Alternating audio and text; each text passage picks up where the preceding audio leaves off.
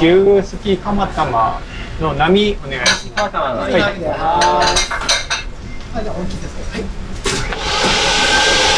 あと牛すきでお願いします。はい、すぐです。お待ちください。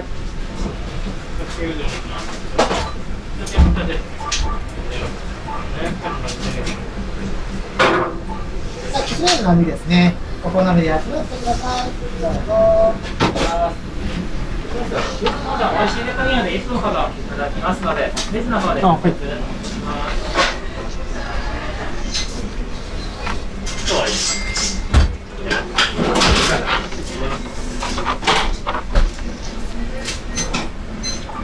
きつねうどんの並ですね。560円です。暑いかな。こっちに決めてます。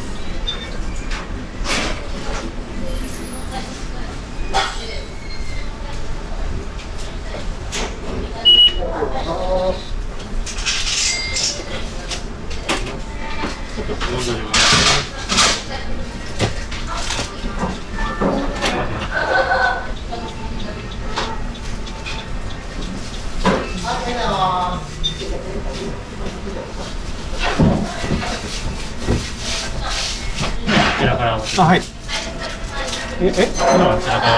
あ、あちらから。はい、あ、受け取りが。大丈夫です。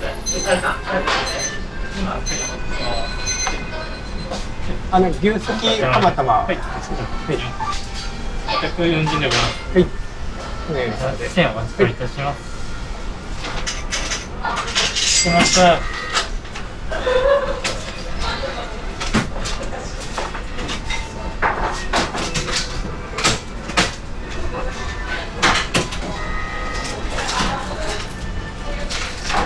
960円の一つうどんでございます。こんなっちゃうお待ちください。あ、はい。あ